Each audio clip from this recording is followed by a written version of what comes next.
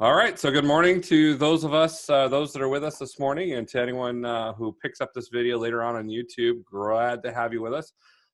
We have Alex with us from Huntress this morning. Huntress has been a partner of ours for a little bit over a year now. I'll let Alex tell you a little bit about what they do, but we were looking for a solution to kind of fill out our stack for our managed service customer base. To really look for to fill the space of what happens after a breach. What happens if someone gets credentials, gets past antivirus, and that's kind of the space that Huntress was initially filling for us and has done an excellent job with. But I asked Alex to join us this morning just because cybersecurity is an ever-evolving landscape. There's a lot of new threats that come out, new challenges for us that we have to combat. A company like Huntress, we had no need for really 10 years ago.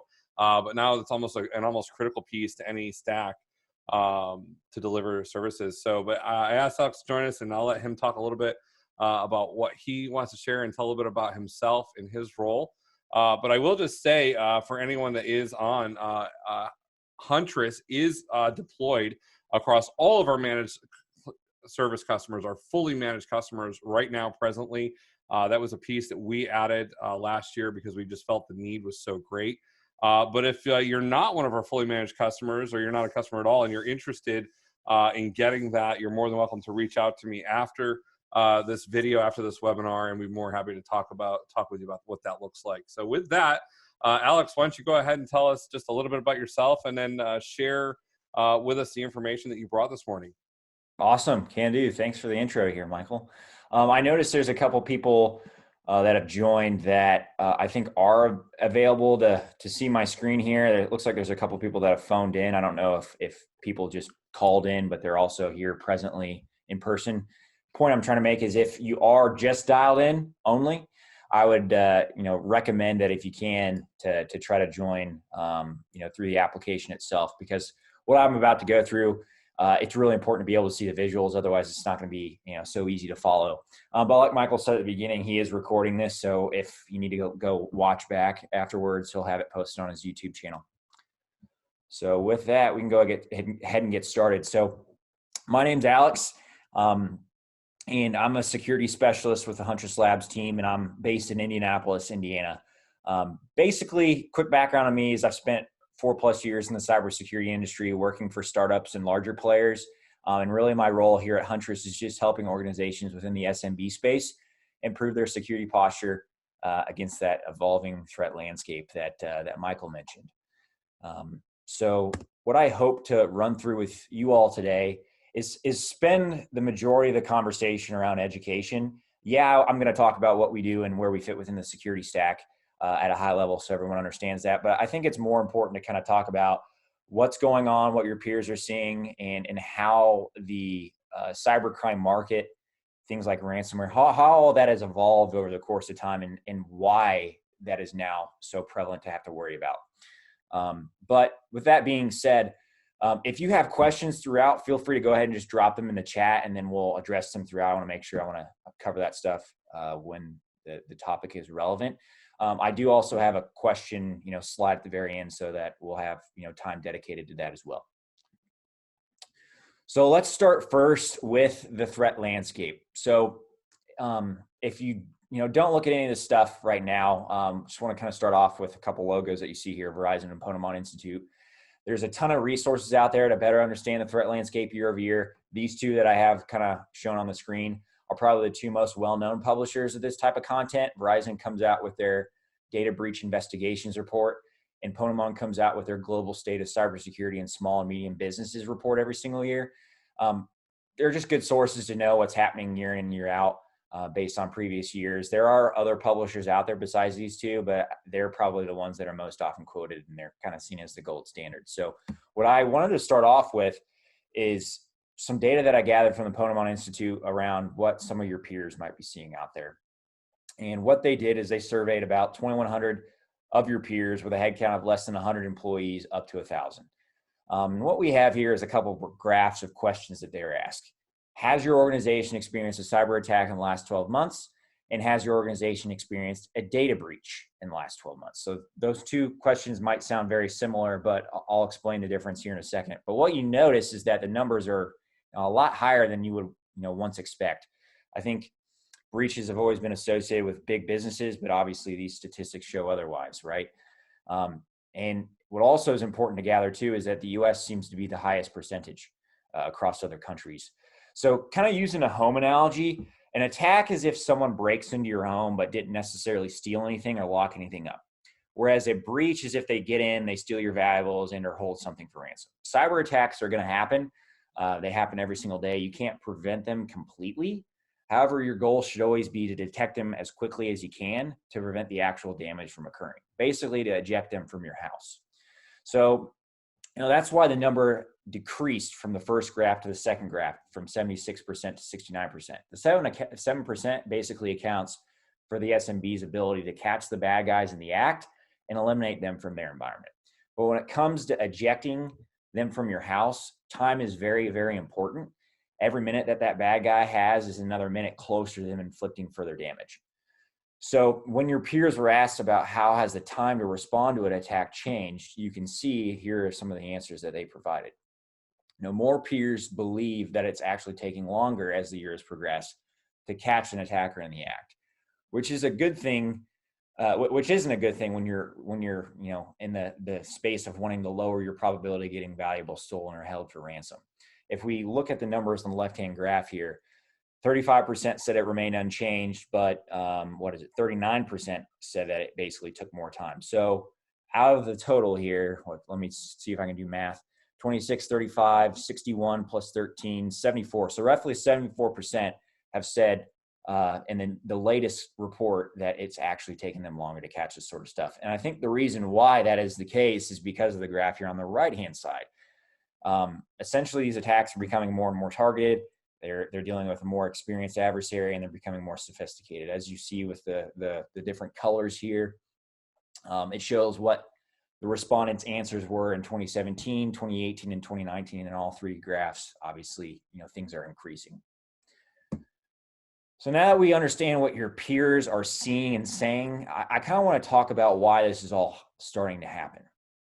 So when cyber attacks first started, they were largely directed towards big business.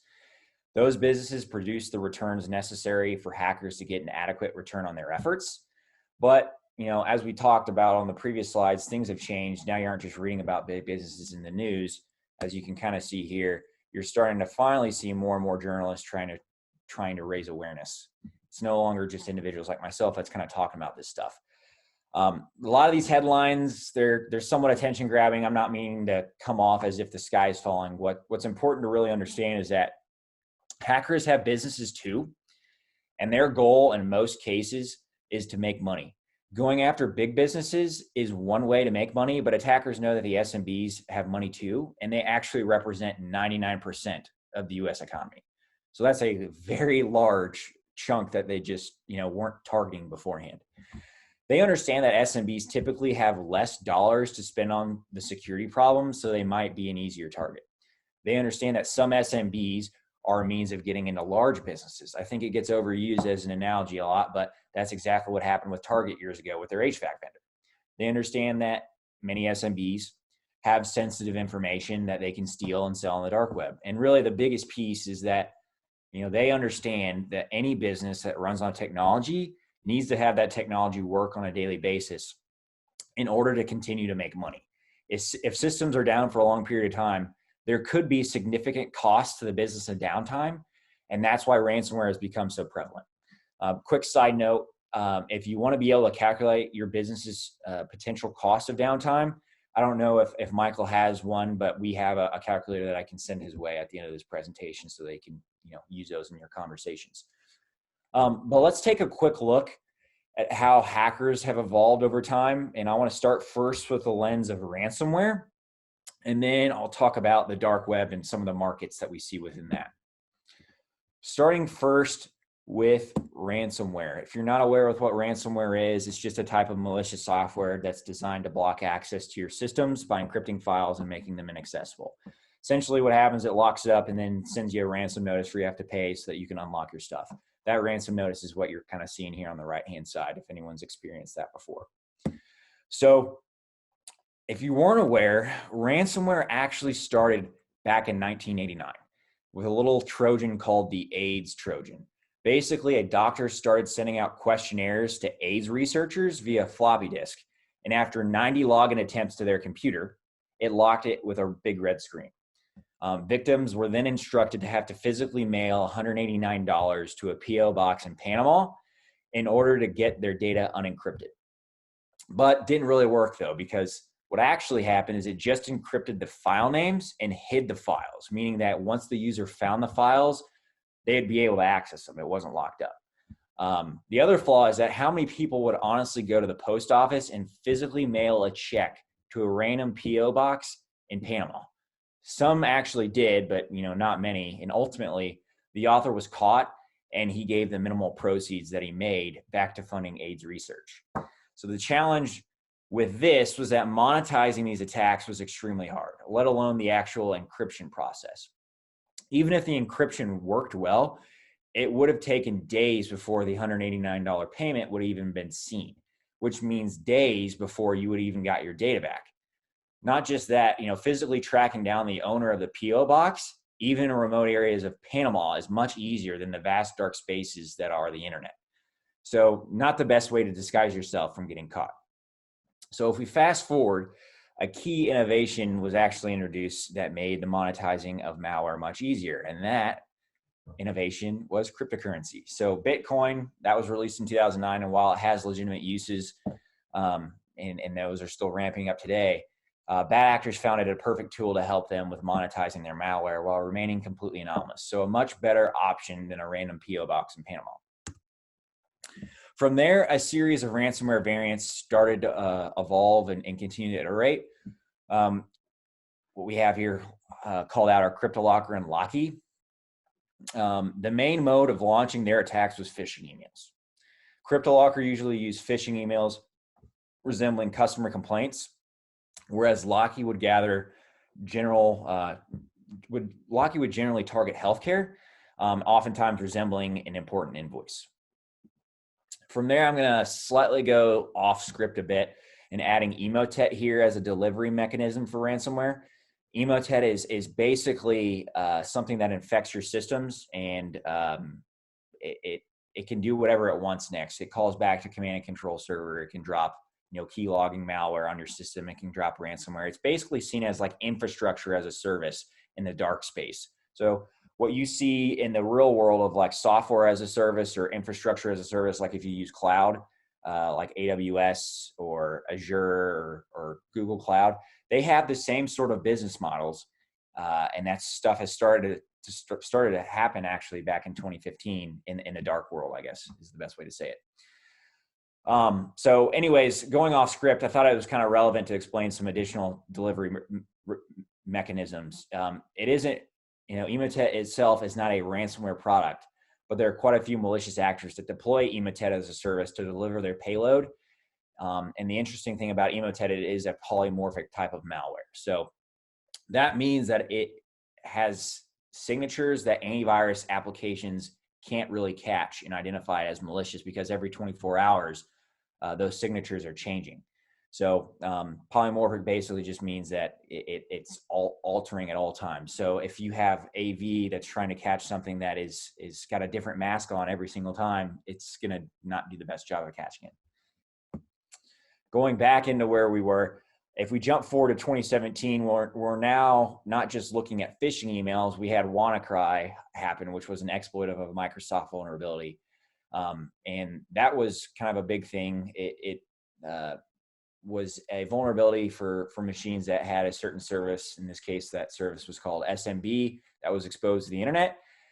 It was very fast spreading, caused massive amounts of damage, and it forced us as IT professionals to have to now assess the external attack surface as well as your internal potential vulnerabilities. And then as we move forward to just a couple of years ago, we saw a huge surge in things like ransomware as a service. So I've now talked about Emotet being infrastructure as a service. Now we have ransomware as a service. GanCrab started in 2018, gained tons of coverage in early 2019. It was a pretty prolific ransomware as a service offering whose success lied deeply in their ability to continuously update their ransomware for customers, which their customers are malicious actors. By updating their ransomware, they could, add new ways or tools to evade updates to AV or normal defenses. And then lastly, the latest evolution of ransomware comes in the form of extortion. When you think about what is the primary, mechanism when it comes to recovery as a defender, when you're dealing with a ransomware attack, it's typically robust backups. And backups mean that criminals don't get paid. So what new cybercrime groups like Maze are doing is they're not just ransoming your data, they're actually stealing it too, so that they can threaten to publish more and more bits of it until you finally decide to pay the ransomware. Other things too, that also opens up the ability for them to double extort you. Say you pay the ransom to unencrypt your devices, well, now they still have your data and they can release it, and they can then ransom you again to hold that from happening. You might have read about them last year. They were the ones that hit Canon, the camera company. But point being, attackers are constantly pivoting, which puts a ton of pressure on IT professionals to continuously stay up to speed on all those potential vulnerabilities that are out there. So now, from there, I kind of want to talk about the evolution of dark web offerings. And what you're seeing here is just a screenshot of a post on Torum, which, if you're not aware, is just an online bulletin board website that's basically a forum that you might find on the dark web. It's the sketchy corner of the internet, basically, where drug dealers might actually be, selling things. But it's also the area where you can trade, buy, sell, market, plenty of other stuff that might raise an eyebrow.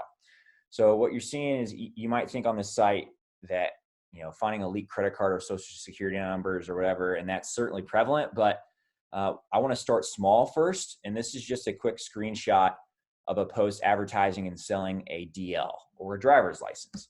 Looks like the hacker has scans of both the front side and the back side of a U.S. person's driver's license, and they're selling each for $10. Pretty good deal, right?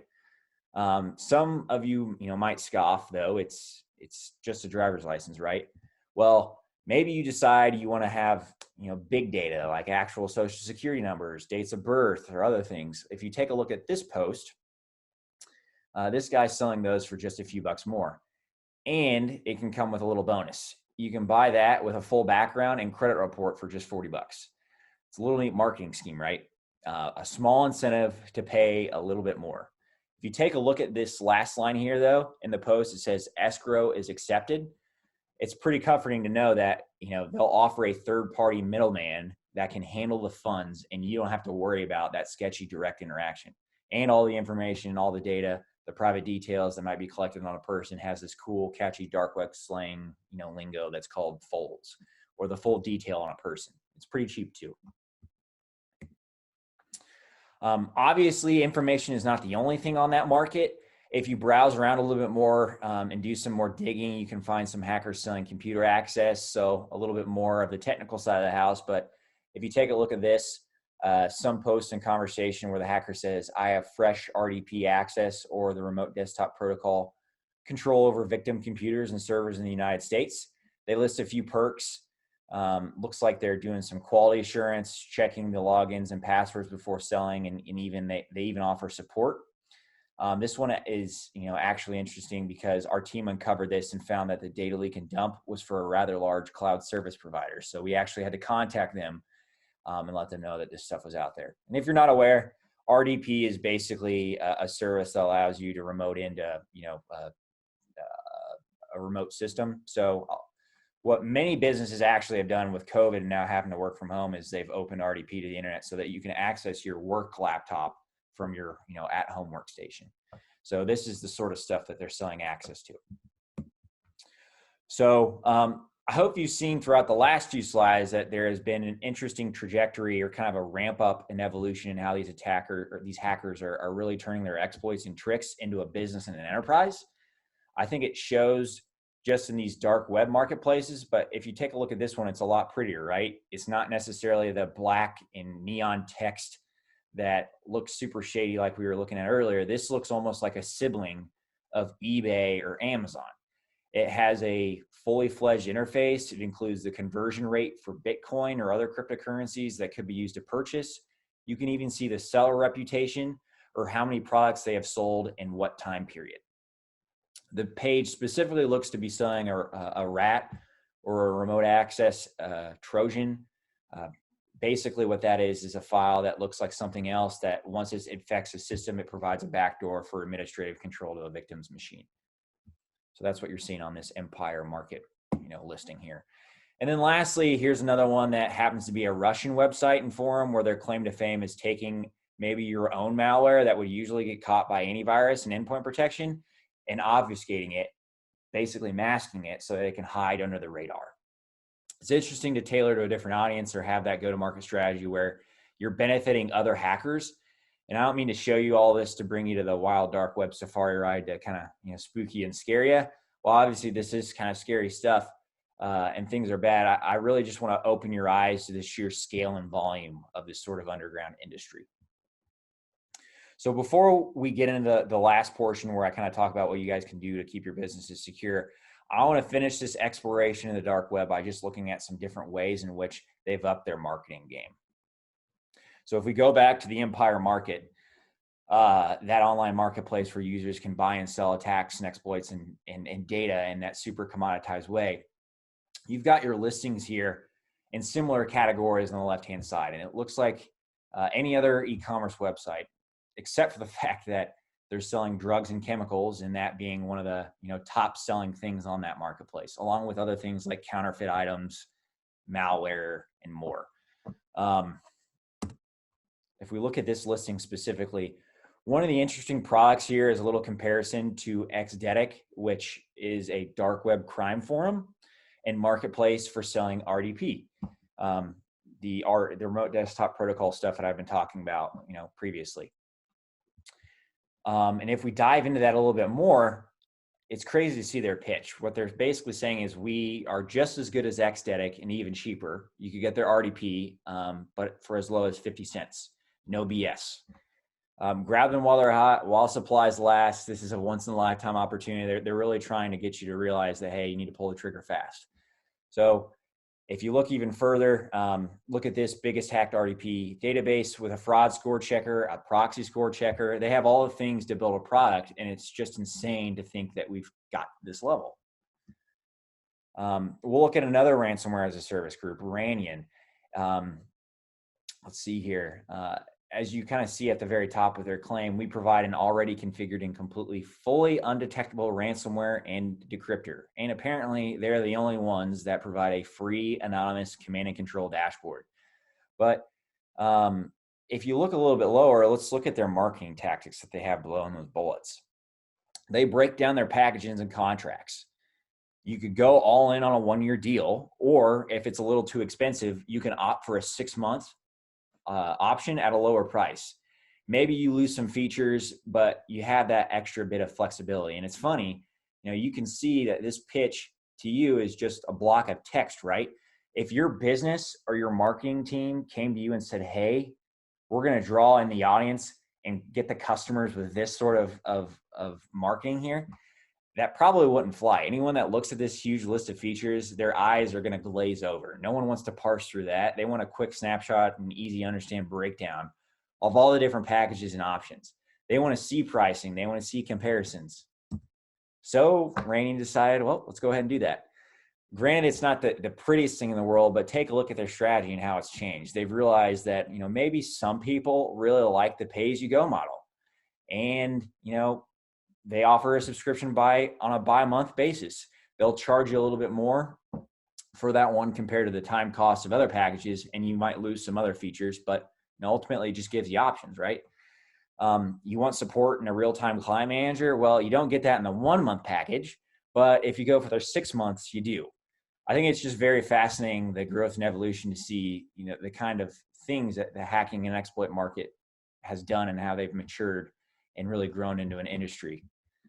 And it doesn't, end at just the sales pitch. If you look at the product, this is Ghostly Shop, which is a next generation ransomware. It's one thing to make the promise to get the sale, but it's another thing to actually deliver on the polished product. This business really wants to offer you the best, so they actually build a whole dashboard dedicated to command and control of clients, victim, and target computers. It has all the bells and whistles you would expect for any commercialized software suite, with the fancy pie charts and graphs and statistics. And this just goes to show you you're working with a really well-structured and organized enterprise behind the scenes. It has some real-time alerts for recent activity, like user X has paid a ransom or user Y has been infected. I just hope it goes to show that how much the hacker for hire and exploit industry marketplace has grown and advanced. So now I've spent a ton of time on the background of the industry, kind of how it's evolved over the course of time. Let's get into the meat and potatoes of the conversation. Just talk about what you guys can do to make sure your business prepared and where we fit within that. And I think it's just important to recognize the fact that it's not just an SMB problem. It's every business problem, and it's a global problem. What we kind of recommend today, and what Tech 42 recommends, it's a moving target. It's a continuous cat and mouse game. Attackers are going to evolve the way they do things, which means us as defenders need to figure out new ways to catch that sort of thing. And hopefully what I've talked about previously kind of opens your eyes to that. But I want to start first with just layered security approaches and talking about the challenge of preventative security. There's no fail-safe way to secure your IT. The best approach is layers to filter out the bad stuff. And as attacks evolve, threats, or in this case, phish, are going to find ways of getting through our preventative nets. Even as we improve our preventative measures, attackers are going to find new ways to get through.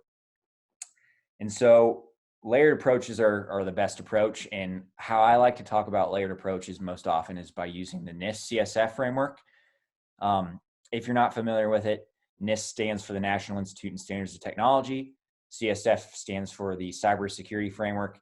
And I use it just because like any framework out there, it has a list of domains and controls underneath those domains on how to build a robust security program.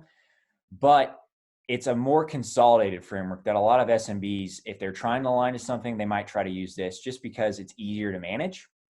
And it has crossover to, other frameworks that, if you have to abide by HIPAA regulations or PCI regulations, there's crossover between them all. So that's kind of the big reason why I use it. But what you see here are the different domains that were on the previous slide, just in sequential order with different controls that we often see within the SMB environment there. So I'll go through each of these things and kind of explain what they are. Identify is all about putting controls in place to, really understand what your critical assets are. And in many cases, you might have an RMM agent installed on that system because that allows your IT team to be able to understand what devices that they have to be controlling and making sure are secure. Protection is all about putting preventative controls in place to minimize the likelihood of bad stuff getting in the door. Typically what happens with this is you might have a human install it, and then that person also configures it. But protective capabilities are usually more software and automation based, meaning that once it's installed by that human, the software is determining whether or not the activity it's observing is good or bad and whether or not it needs to stop it. Then you have boom. Boom is the infection point. So what's pretty common nowadays is every business seems to have AV and firewalls. I don't want to say every, I guess, but most do. And it doesn't matter if you have those things, an infection is always going to happen after the fact. It's because, some businesses might have more protective capabilities than others, but the reason it happens is because they figured out a way around whatever controls are in place currently. So if we kind of look back at some of these protective capabilities, that doesn't mean you just because things are getting in, you don't put the stuff in, and those things are still valuable. Email security is designed to look for known bad actors in your inboxes, which in turn causes the bad actors to create better phishing emails. It doesn't negate the need to not have email security. There's still hundreds of spam and phishing emails that are blocked outright. Firewalls, those block unauthorized access and are important to protect your internal network, but it doesn't work when you're not in the office, which is important to know when you're working from home. Antivirus, that's a critical step that filters out a lot of malicious activity based on the fingerprint of a file. And it takes that fingerprint of every file on your machine and then compares it against a database of known, good and bad things to immediately decide whether or not you need to stop it or quarantine it. So, as hackers have advanced their trade, they have discovered ways to get around every layer in the preventative security stack. Doesn't mean that we don't need all of the layers. Each is important to building a full layered security approach. It just means you need to be adding additional ones past that point. So the next layer is detection. And basically what that does is it watches how the different applications and files are acting. Preventative measures generally do one of two things when looking at legitimate applications. Either they'll allow the application to pass by default, which is basically called whitelisting, and doesn't look at it, or it will review it very generically and allow it to pass. The number one rule with preventative solutions is to not do harm to the operating system and not hinder user productivity. The last thing you want to do as a user is click on an application to load and then have to wait 10 seconds every single time that happens. Or whenever you want to start your day, have to go to your system and your system just doesn't boot up. So prevention has to take those into consideration. That's why all these things are getting passed. And that's why you got to have detection capabilities to look for the things that have made it past. So once detection, capabilities are in place and you've made that determination that what's being observed is actually bad, then you've got to be able to respond to remove that threat from the environment. And then in a worst case situation, you want to have recovery capabilities in place in case something bad does happen. You need to get back to business as usual as fast as possible. So now I've kind of explained everything. What I think is important to understand is that the majority of SMB ecosystem that we talk to has a lot of stuff on the left side of boom, and that's a great thing to be proactive there. But they're typically reactive right of it, meaning that by being reactive, they're catching it way late in the ball game. And by catching it way late, you might be at a point where you might be dealing with some business disruption, and that's not ideal.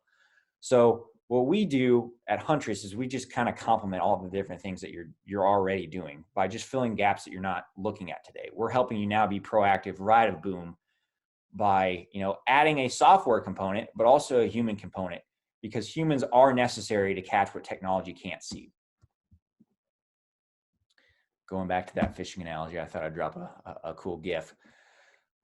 So for a long time, cybersecurity focused on preventative measures. If we think about entry kind of into a large sports arena, there are turnstiles where staff can scan your ticket to let you in the building. But imagine you're trying to get in without a legitimate ticket. You'd probably be stopped before you even got inside. So if you're a bad actor and you would invest in ways, you'd probably want to invest in ways to make your tickets look more legitimate. So we use tools like firewalls and AV to scan the legitimacy of data before it enters your IT system in an effort to stop the bad actors before they gain access. Attackers respond to these preventative measures and are finding unique ways to still get through. So then comes the detection and response conversation. So if we go back to the sports arena analogy here, let's say the bad actor was able to present a convincing enough ticket to get past the staff at the door. Now, once inside, there would be security guards scanning the space, watching for suspicious activity. A really smart bad actor would find a way to hide in plain sight by imitating a security guard. Once they have a uniform and a badge, how do we even determine, that they are not a legitimate guard? Well, we're applying the same sort of methodology to security. We found that attackers are constantly finding ways around preventative measures, and we need to have ways to root them out. If we can continue scanning your computer network, looking for suspicious behaviors like a file that might be named correctly, but is acting inappropriately, we can monitor and decide if we need to respond before they're able to execute on their malicious plan. Response involves finding a way to return your systems to normal. It could be as simple as kicking out the attacker by removing malicious software and then looking for any additional bad actors or actions involved. Or if the bad actor has been able to execute their malicious actions, such as maybe installing ransomware or stealing data from your systems, we need to be able to identify these actions as soon as possible, because the sooner that we can identify these actions, the sooner we can move into response in order to minimize the damage by rolling out that recovery plan and return to normal that I talked about previously. So what's important is you got to have all these working together. They all got to be working hand in hand in order to give us the best chance at finding and fighting these attackers. So I want to talk a little bit more about detection and response and how that works. What we'll do is add an agent, that piece of software, to your endpoint, and this software is extremely lightweight. You won't realize that really it's even there, and it won't slow down your system. The software sends signs of suspicious activity to be analyzed by a team of security experts that we call our threat ops team. The threat ops team then analyzes the behavior, puts the pieces together in order to identify if action is necessary. And in other words, they decide, is this a true threat? And why would this data be in this location? So if we go back to our sports arena, just because someone appears suspicious doesn't necessarily mean they're actually going to do something bad. It'd be foolish and premature to kick them out of a stadium just because they're wearing sunglasses inside the building. Well, what if someone appears legitimate but has the intention of doing something bad? How would we know? Well, the same can be said from the newest malware. Many of them are posing as legitimate pieces of software in order to evade our firewalls and AV solutions. If we see a legitimate application acting suspiciously, without additional context, what should our next step be? Should it be removing or quarantining that application? Should it be investigating? Should it be ignoring? The next step should always be investigating, because having that environmental context is so critical to detection and response. Context gives the investigator the information needed to make those necessary adjustments. So if we just take this picture for an example, the water looks refreshing and it looks like a great place to take a dive. But if you zoom out and look at the bigger picture, you can kind of gather that context and realize that maybe you're about to dive into a tank full of sharks. So context is just extremely helpful in this analogy, but it's the same when it comes to your systems. It's critical when we're doing threat hunts. So I think what's important when it comes to these investigations is just to kind of know that the team behind it is very smart and capable. We've been around since 2015. They truly are a group of experts, and it's really been built from the top down. Our team, when we were founded by these three guys here on the left-hand side, Kyle, Chris, and Jon. These three guys were all spent 10 plus years with the NSA and were on the offensive side of things. So they weren't defending, the U.S. They were more or less the Russian hackers that we're reading about with SolarWinds, and how they, gained access to the SolarWinds software, and then they were able to leverage that to get access to Fortune 500 companies and U.S. agencies. Basically, what they did at the NSA was figure out a way to evade preventative controls so that they could infect organizations that the U.S. wanted to spy on, I guess is the best way to say it. And they would lay there dormantly and gather intelligence. Kyle, he was a DEF CON Capture the Flag winner, which, if you're not aware of what DEF CON is, it's basically the World Series of hacking that happens every year in Vegas. And Kyle also received the Top Performer Award from General Alexander, who now happens to be on the board specifically with the security mindset for Amazon. So what we've done is basically harness the mindset of some of the most elite hackers in the world and build a defensive offering to kind of track those sorts of things that are making it past your prevention, because that's exactly what they've been doing for years and years and years before Huntress was even started. And once we find out that something's bad in your environment, basically what we do is we provide the details over to the MSP partner that we work with. And in this case, that's Tech42. So we give you the description in layman's terms of what you're dealing with. We tell them what host and organization that's with, what security products it bypassed. And that's just a call out to make sure that the right security products have been deployed. Every now and then when you're dealing with these targeted attacks, you might have somebody on the other end that actually has hands-on keyboard access to your environment. And what that means is that they might actually uninstall security products to make their jobs easier. So it's just to make sure the right stuff's still in place. And then we give prescriptive recommendations on what needs to be done to remove that threat. So at the end of the day, we're there to try to catch the things that make it past, close that loop so that we can prevent things from getting to that worst case scenario, so that you guys can operate your businesses on a day in and day out basis in a normal way and not have to worry about downtime due to this sort of stuff that we're seeing out there. So I didn't go super deep into like what we specifically hunt for and some of the different features, but I wanted to keep it as high level, at least on our part, and wanted to spend as much time as I could on kind of the why behind what's going on in the market. But with that, I want to go ahead and open it up for questions. All right. Well, hey, thanks, Alex. That was terrific. I actually I sit in a lot of these presentations, but I actually learned a few things that I hadn't even seen before today. So that was really terrific. Anyone out there, if you have a question, you can type it into the question and answer box or into the chat box. Any questions for either Alex or myself about threat, the threat landscape and what's going on, preventative measures, what we're doing about it. I'd be more than happy to answer any questions you guys have out there.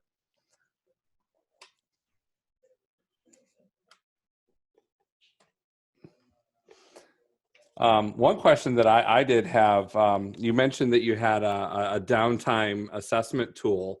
I'd love to get a hand of that. We've kind of done some manual stuff along those lines. But if you guys got a tool, that would be super helpful. What kind of things are you experienced with? Like what kind of things are you taking into account with that kind of tool? Yeah, here I can actually show you what that looks like if you want. Give me a second. I'll stop sharing and I'll share that. So when we built it, the goal was just to make it as like rudimentary and easy as possible to digest. So it's not like when you look at it, it's not like some fancy UI. It's just like basically inputting some different fields. Yeah. Yeah, because I think I love the fact that concept of having a tool, because there's a conversation we have often with clients is like, well, if you had to suffer downtime, what would the impact be? And I think a lot of people underestimate like what the impact could be to their business. If they were to have significant downtime or if they were to have a breach. So, show us what you got there. Yeah. You'll notice that it says managed service provider downtime at the top, but that's because the majority of conversations I have is with, partners like yourself. The same can be used for end customers. Sure. Matter. Give me 1 second. Seeing my screen? Yes. So yeah, it just basically asks questions and gives you the ability to scroll to find out impacted employees. If your network was down, how many employees would be impacted? And you can drop however many employees that you employ. Next question. What would the average fully burdened cost of an average employee per hour would be? So obviously you might have per hour employees, but if you have a salary, then just divide that salary by 52 weeks and 40 hours. And then you can kind of average it out and determine what your per hour cost is. Impact of productivity. If there was an outage, how much of your team's day-to-day work would not be done? And then you can kind of generally guess, okay, well, if my systems were locked up, what do we use technology for on my day in, day out basis? Like maybe my phone system still works. I can make calls, but maybe I don't have access to email. Well, that only affects 50% of my day-to-day. Mm-hmm. You can adjust that. And then last, it says if an attack happened, how long do you think you would be down for? So if you have disaster recovery plans in place, if you ever do like a tabletop exercise, which is basically doing acting like there's a breach happening and trying to go through your normal process to see if you can get back to business as usual, just so you're prepared for if something does happen, you can kind of estimate how much time it would take. Maybe it's 24 hours, maybe it's 48, maybe it's even more. But you can go on here and scroll these up and down, and then basically these are dynamically fed into this cost of downtime that calculates at the very bottom there. Cool. So the point being too is that you want to put controls in place that are going to be less than your cost of downtime, because the last thing you want to do is not spend money now and then have the risk of having to pay a lot more later if something does happen. So when you're assembling the solution to your problem, it's good to kind of think about this, because then you're trying to put together something that's affordable that fits this mold. Sure. Hey, that's great. I will say for our part, we embraced Huntress, like I said, right about a year ago. Our initial rollout was about 800 clients that we rolled it out to over about 4 to 5 weeks, and flawless. We didn't have one hiccup. It didn't cause any disruption to our client base at all. So as Alex said, very lightweight client, very non-impactful. But the payoff has been significant. I think in the last 12 months, we've probably had about a dozen different incidents that Huntress has detected for us that was after breach. It was after boom, as Alex described it. And but it was before big boom, I guess I would say, right? They'd gotten credentials, end user had been phished, they'd gotten through antivirus, whatever, but we were able to get them out of the house before they were able to launch a ransomware attack, before they were able to lock down the network. So it was very critical, as Alex was saying, that time frame that we're able to respond, and because we had a tool that was doing this kind of behavior analysis for us. And so that, I mean, I just, in my mind, that just is super powerful, super valuable. And I'll also say very cost effective for what's being done. The cost is very, very reasonable. So just in light of that, kind of calculator, these tools are not like, we're not talking hundreds of thousands of dollars. We're very affordable for small to medium sized businesses to afford, implement, maintain. And yeah, so it's been just a terrific piece to our stack. Alex, I don't have any other questions on the queue right now. So I think either we've put everyone to sleep, or we just did a really good job educating them. But any last words from you before we close out here? No, I mean, the last word I would say is that I would go back to this slide here. At the end of the day, layered security approach is the best thing that you can do for your business. And if you aren't doing some of the things that are aligned out in these bullet points, then I would encourage you to talk with Michael here, to talk with, whatever MSP you work with, just to kind of have them explain why those capabilities are valuable, what gaps they cover that the other capabilities don't cover. Because at the end of the day, layered security is really the best approach to defending yourself. There's no one silver bullet. It's the combination of all things working together. Sure. Awesome. And we're actually, we just worked, I don't know if you've seen, there's like I think Continuum first built it, but there's like a 15-point cybersecurity threat analysis, just real quick and easy that we've started working to put together. We're kind of rebranding it for ourselves. But basically it's kind of the same thing to say, hey, do you have a layered approach? And covers things like, what are you doing for multi-factor? What are you doing for web filtering, firewall, encryption, endpoint detection and response, kind of where you guys would fall. And so that's something we're starting to, look to go through with all of our clients as well, just to, have a visual and say, hey, what layers do you have in place and where are the missing pieces, as you say. So couldn't agree with that more, whether, you're, have a managed provider or you have an in-house IT staff. This is, crucial to protecting an organization. So, all right, Alex, thank you so much. I appreciate your time today. Appreciate you guys being a really great partner of ours and taking the time to do this presentation with us. And have a great day, man. Thanks for having me, everybody. Have a good rest of the week and a good weekend ahead.